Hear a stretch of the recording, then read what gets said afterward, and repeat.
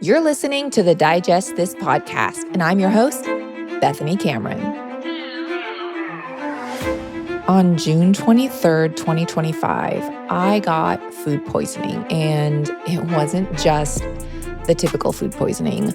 I believe I had salmonella poisoning because it lasted for about 8 days.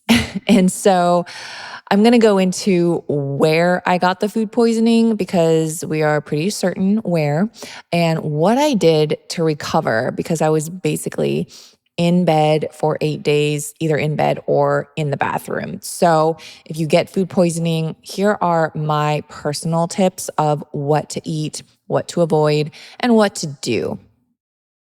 It's pretty evident that we live in an environment our biology was never designed for. EMFs, artificial light, seed oils, microplastics, endocrine disruptors, chronic stress, those are just to name a few.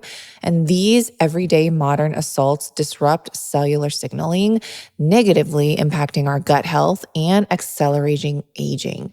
Arma colostrum revives cellular signaling, bolstering our health from within to defend against everyday threats. Colostrum is nature's first whole food with 400 bioactive nutrients that work at the cellular level to reactivate your body's innate capacity to regenerate and thrive. So if you're ready to try what so many are already taking daily, we've worked out a special offer for my audience to receive 30% off your first subscription order. Just go to armra.com/digest or enter code DIGEST to get 30% off your first subscription order. That's armra.com/digest. There's a lot of controversy about electrolytes these days, and many are wondering what's really in them. Brands can sometimes not be transparent and hide ingredients not required to be disclosed to the public. However, I will say that the electrolytes I've been taking for over 3 years are the best I've found. There's no stevia, no monk fruit, no natural flavors, and no maltodextrin. Just 3 simple ingredients: salt, magnesium, and potassium. The brand I've been consuming is Element, specifically their raw, unflavored version. This version only is free from many of the hidden ingredients you will commonly find in electrolyte mixes.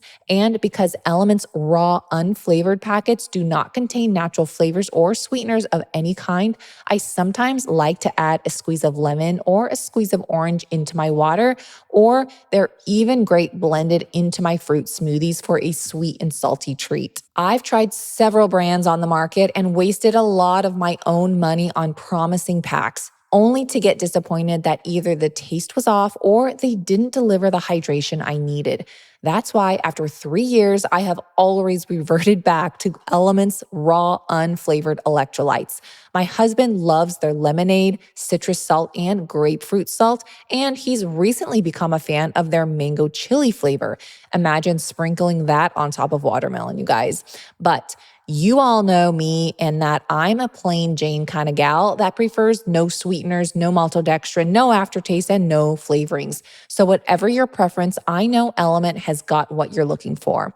If you go to drinkelement.com/digest, you will get a free sample pack to try. And if you don't like what you purchase, they will give you your money back with no questions asked. And you can even keep what you bought. Go to drinklmnt.com/digest or click the link in today's show notes. All right, so June 23rd was the time when I got food poisoning, and you probably didn't even know because I kept it a very big secret because I was just posting old photos or pre-recorded stuff on Instagram and pre-recorded stories even. I did Q&As, so you can't really tell. I thankfully had a lot of reels already pre-recorded with recipes, so I was able to still work, but I was in so much pain. This is the worst food poisoning I have ever gotten, and typically, food poisoning only lasts 24 to 48 hours, right? This lasted about 8 days. And so that's why I think it was salmonella. Now, we don't have any kind of tests to confirm that because I would have had to go and actually like get tested and had my stool tested and all of that. And I was in no way, shape, or form able to even go out of my house because this is what happened. So I went to Air One. I know. Surprise, surprise. It's the very popular, in case you don't know, it's very popular here in SoCal, in LA specifically. There are many different Air Ones, and it is the bougie, high-end grocery store that the United States really talks about. And I have gotten things from the food bar before, and I've done fine. Well, this time I was by myself. So my husband, Rory, he didn't get food poisoning because it was only me. I was driving home from an appointment. And so I stopped to just get something to eat at Erewhon. So I went to the food bar and I got something and I felt fine when I was eating it. So I couldn't tell that it tasted rancid or it tasted off. So obviously, I just ate the whole thing. That evening, I started to not feel well. And it's very hard to tell if it was, just me not feeling well or if it was something that I ate. Obviously, my stomach wasn't optimal. So I went to bed. In the middle of the night is when it all happened. And I know that it was from Erewhon, and I don't want to put Erewhon down. I will probably still grocery shop there. However, I will probably never get anything from the food bar ever again. So the reason I know that it was Erewhon is because that day I had barely eaten anything because I was so busy. I had my typical morning high fat coffee, went to my meeting, so I went there for lunch. So that's why I was driving home, went there for lunch, and then I ate that. And I'm not going to share what I ate because I don't want to deter you. And I feel like it was just an off thing. But the food bar, I don't know. I would never do it again. So I ate that for lunch. And then towards the evening, I just started to not feel well. And so I didn't really eat anything for dinner because I was not feeling it. So I just went to bed. And that's how I know, because that's the only thing I ate that day. So in the middle of the night, I started to have diarrhea, and we all talk about poop here. So I'm just saying it. So I had diarrhea in the middle of the night, and then I woke up and I was like, yeah, I definitely got food poisoning. And I've had it before, as we all, I'm sure, have. I was expecting to just excrete everything and I'd be better. But that did not happen. Within 24 hours, I had diarrhea 22 times. I'm going to say that again. I had diarrhea 22 times within 24 hours. I was in so much pain. I didn't know I had so much food in me. I could not, I could not throw up. I could not do that. For whatever reason, my body it only goes out one way. So, and I hate throwing up regardless. I just can't even, it bothers me. So, okay, gross stuff is out of the way. And it lasted for a very long time, obviously. And by day 3, I was like, this is not normal. Typically you should be over by now. So then I started to do some investigating, thinking that this is probably a worse case of food poisoning, and it's probably Salmonella. And so within my research, apparently Salmonella does last longer than the typical food poisoning. They say if you do get food poisoning, it should last only about 2 days. So I'm like, this is definitely not typical. So Salmonella poisoning typically lasts around a week. So it just was making sense. I connected all the dots, and I even reported it to the health officials because I didn't want anyone else getting sick. So I wanted to tell them what happened so that they can go and investigate Erewhon. And here's the thing about Erewhon, you guys. Long story short, and I'll go back to what I ate and how I got better. But after I reported it to the health service, like officials in LA, they said that they would send someone down there and look at the practices that they were doing, like safe handling food practices and all of that. So they went there, checked it out, looked at everything. They came back. I got a call from the health officials saying that they did that, and they wanted to just let me know that some of the food that is prepared there is not actually prepared there, which I knew, like the juice bottles and all of that. When you get there, it actually is prepared in a different facility in LA somewhere, and then it's distributed to all of the Erewhon stores. Well, even the food is like that too. So that was a surprise to me because the one that I went to, it was, I'm not going to say which one, but the Erewhon location that I went to, they have their own pizza kitchen, like they're making everything there. And in the back, I assume that was the same situation. But I'm not saying that they don't make everything in the back, but apparently not everything as well. So that was a surprise to me. So within that, they're making it at a different facility and then it's distributed. And within the distribution, I am thinking maybe whether it was a truck or whatever, things are sitting out. Who knows? They even told me that their soups they come in a bag. So if you ever get like the self-serve soups, clean ingredients, right? But they're not made there. They come in a bag or what have you. I don't know exactly. They come in a container and then they just heat up the soup there. So again, I like Erewhon. It's cool shop, like, but this kind of rubbed me the wrong way. So back to the whole getting better thing. You're going to get mad at me and I don't care, but I'm going to say it. The only thing that I could eat was saltine crackers, like the soybean oil, non-organic saltine crackers that we pretty much all grew up with. They were served at all the restaurants, right? The typical brand Nabisco saltine. Would I eat these on a regular basis and buy them? Heck no. Did they help?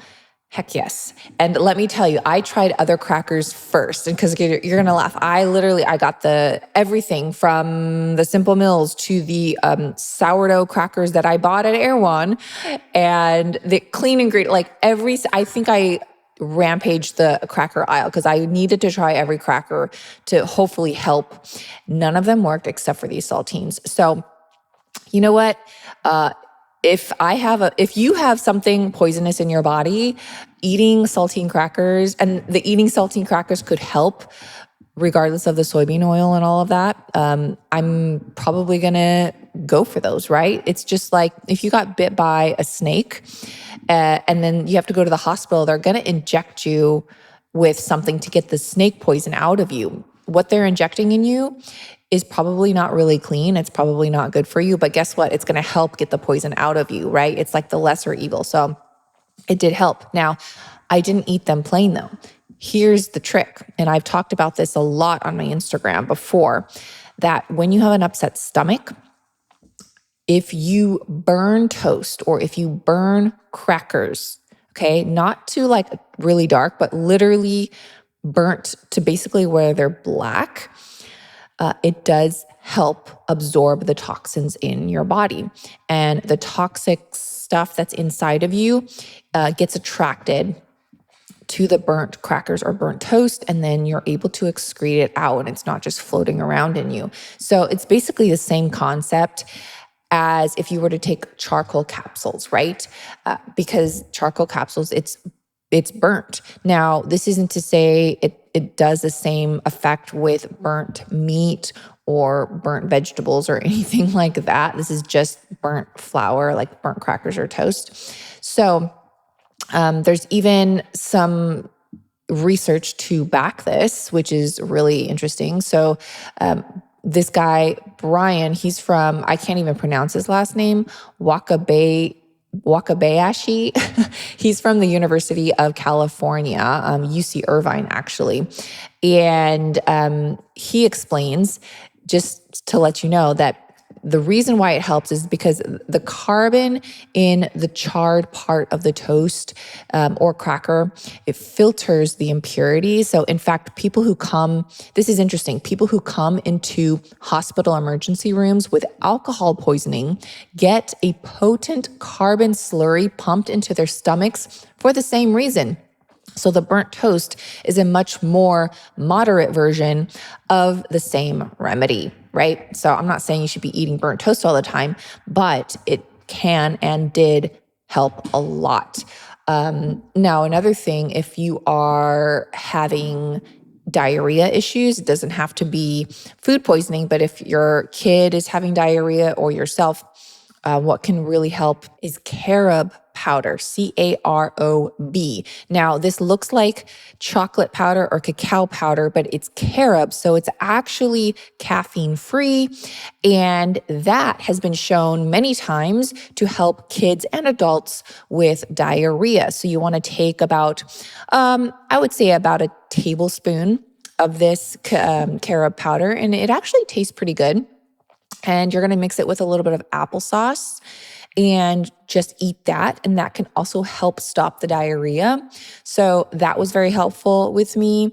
Also, eating cooked white rice, then cooled, mixing it with a little Greek yogurt. That also really helps. Again, you don't have to have food poisoning to do this if you have a little stomach upset or diarrhea. This is very well known and actually used in other cultures, specifically in the Middle East. So I actually learned that trick from my holistic doctor who is from Iran, and it really does help.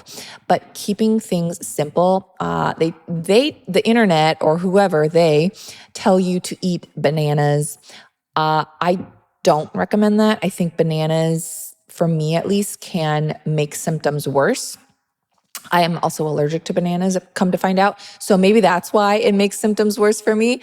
But I just don't think bananas could be helpful. Now, maybe it's helpful for you. Anyways, I keep it super simple. Now, it's very easy to get dehydrated, and I was severely dehydrated. So I actually had to call one of those IV therapies that come to your home. So they had to come to my home, put an IV with just electrolytes and fluids because I was losing so much. And so that, again, really, really helped. Highly would recommend that if you are having diarrhea or some sort of food poisoning. They're all over the United States, so it's very reasonably priced. And so that was helpful. And then, of course, trying to drink as much as you can. I was drinking electrolytes. I was doing the element, the unflavored element, as always. And honestly, you get so tired, so rest can really help. I know that's like, old news, but obviously rest is very helpful. Now, you definitely want to avoid eating certain things and drinking. Obviously, caffeine, such as coffee, even black tea, green tea, anything with caffeine. Thankfully, the carob powder is caffeine free. So if you are allergic to chocolate or can't have caffeine, side note, you can definitely bake and cook with carob powder to have that same cacao powder effect without the caffeine or stimulants. So you also want to avoid spicy foods. You also want to avoid citrus, so oranges, grapefruit, anything that's super acidic like kiwis or anything like that, that can actually cause more issues. So just keeping it super simple. Also, avoid high fats, even if it's a good fat like avocado. I had to eat fat-free yogurt because even like the good fat in the yogurt, it's so taxing on your body when you have diarrhea, and fat can actually make you go to the bathroom. So if you're constipated, then fat is a really good thing. Get those healthy oils, avocado oil, olive oil, all of that good stuff. But in this case, try to avoid fat, eat low fat, eat just some starchy things. Like I think the cracker situation, those were like my saving grace. And I feel so embarrassed, but you know what? It helps. And so I think in situations like this, go for it. I think I ate like 2 or 3 of those sleeves that come in like the box. That was like my go-to, and I would just burn them. I couldn't even eat them plain. Burning them was super, super helpful. And so, yeah, that's what happened, you guys. And that is what I do when I am having a stomach upset. And it's a little bit different than what you may read or hear on the internet or even from doctors. I am, again, just not giving medical advice here. Remember, disclaimer, but I am sharing what I did and what helped me tremendously, because I have tried all the remedies that everyone else has tried, and it was not helping, but this certainly helped. So again, just save this in case you ever need it. Hopefully you never do, but food poisoning does happen. And I think this was my first Salmonella experience and hopefully the last. Thanks for listening to this episode of Digest This. If you enjoyed this episode, please leave a review in your podcast app to let us know. If you're ever wondering how you can support me and this podcast, sharing it with your friends and family is the best way. This is a Wellness Loud production produced by Drake Peterson and edited by Mike Fry. To check out more shows by my team, go to wellnessloud.com, and to email the show, message us at digestthispod@gmail.com. See you next time. The content of this show is for educational and informational purposes only. It is not a substitute for individual medical and mental health advice and does not constitute a provider-patient relationship. As always, talk to your doctor or health team first. Are you ready to rock middle age? I'm Dr. Tina Moore, Gen X truth teller and holistic physician. On the Dr. Tina Show, one of Apple Podcast's top alternative health shows, I share what actually works for metabolic health, hormones, and strength, backed by decades of clinical results, not trends. From loving the gym and hitting your protein goals to peptides and microdosing GLP-1s, it's all done the right way, not the hype way. Because menopause doesn't have to suck if you're fit. New episodes every Thursday, produced by Drake Peterson and Wellness Loud.